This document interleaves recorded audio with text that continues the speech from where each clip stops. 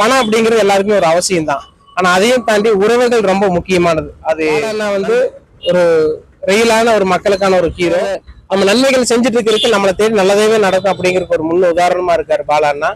படம் எப்படி இருக்கு, ஏதாவது மெசேஜ் எப்படி இருக்கு, நல்லா இருக்கா? வணக்கம், நான் வந்து உடுமலைப்பேட்டையில இருந்து வரேன். என்னோட பேர் வினோத். நான் வந்து படத்தோட முதல் நாளே பார்க்கணும்னு சொல்லி ரொம்ப ஆசைப்பட்டேன். உடுமலைப்பேட்டை பொள்ளாச்சியில வந்து இந்த படம் ரிலீஸ் ஆகல. திரும்ப நான் இன்னைக்கு பார்க்கணும்னு சொல்லி இங்க காலைல கிளம்பி வந்து பார்த்துருக்கேன்.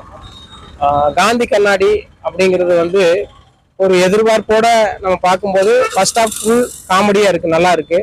ஆனா ஃபர்ஸ்ட் ஹாஃப் ஃபுல் காமெடியா இருந்துச்சு, செகண்ட் ஹாஃப் ஃபுல்லாவே வந்து ரொம்ப மனதுல கனமா இருக்கு, அழகியா இருக்கு.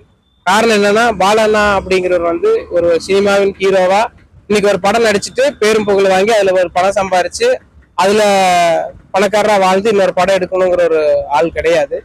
பாலண்ணா வந்து ஒரு ரியலான ஒரு மக்களுக்கான ஒரு ஹீரோ.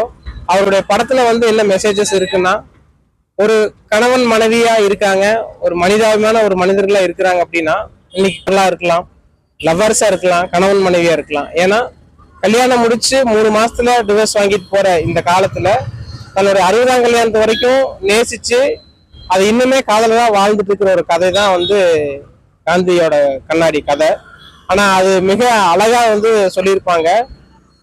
அதாவது வந்து காதல் அப்படிங்கிறது வந்து ஒவ்வொரு உணர்வு, காதல் இருந்தா தான் எந்த ஒரு விஷயமே, அன்பு இருந்தா தான் வரும். ஆனா அது மாதிரி காந்தி கண்ணாடியில வந்து பாத்தீங்கன்னா, ஒரு மனிதனுக்கு ஹெல்ப் பண்ணணும் அப்படின்னா அந்த ஹெல்ப் வந்து முறையான நேரத்தில் சரியா செய்யணும். நமக்கு பணம் இருக்குது அப்படிங்கிறத தாண்டியும் செய்யறதுக்கு ஒரு மனசு வேணும்.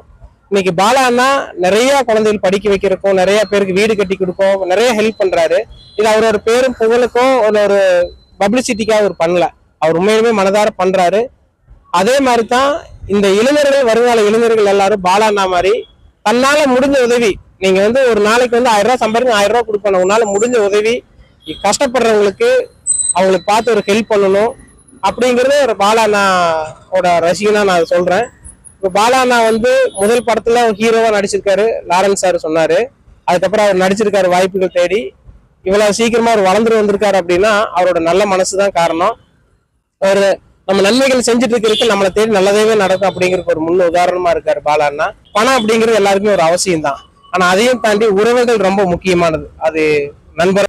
பாலா அண்ணாவோட வெற்றி மென்மேலும் வளரணும். அதே மாதிரி அவரோட அடுத்தடுத்த படங்களும் நல்ல நல்ல மெசேஜா இருக்கணும். இந்த படத்தை பார்த்து நிறைய பேர் அழுதுட்டு போறாங்க, நானே அழுதுட்டு தான் வந்தேன். ரொம்ப அருமையா இருக்கு, ரொம்ப ஃபீலா இருக்கு. ஒரு குடும்பத்துல ஒரு மகனா, ஒரு அப்பா அம்மாவா ஒரு குடும்பத்தை எப்படி வாழணும் அப்படிங்கிற அந்த ஒரு வாழ்க்கை, இந்த மாதிரி நிறைய விஷயங்கள் இதில் இருக்கு. ரொம்ப நல்லா இருக்கு. எல்லாரும் போய் தியேட்டர்ல பாருங்க, யாரும் வந்து ஓடிடியில டவுன்லோட் பண்ணி இந்த மாதிரிலாம் எதுவும் பார்க்க வேணாம். தியேட்டர்ல போய் பாருங்க. எத்தனையோ ஹீரோவுக்காக நம்ம ரசிகர் மண்டலுக்கு வந்து இருக்கோம், வாழ்ந்துருக்கிறோம். ஆனா உண்மையிலுமே வந்து மக்களுக்காக வாழ்ற ஒரு ஹீரோ தன்னுடைய பணத்தை எல்லாத்தையுமே தனக்காக வச்சுக்காம மக்களுக்காகவே செலவு பண்ணுவார். கஷ்டப்பட்டவருக்கு அந்த மனசு அப்படிங்கிறது எல்லாருக்குமே வராது.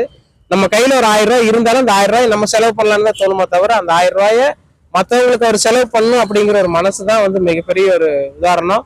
இது மாதிரி எல்லா இளைஞர்களும் அது மாதிரி மாறி பண்ணணும். பாலானா வாழ்த்துக்கள். இந்த படம் மிகப்பெரிய ஒரு வெற்றி அடையும். ரொம்ப சந்தோஷம். Thank you. Thank you all of you. ரொம்ப நல்லா பேசியிருக்காரு.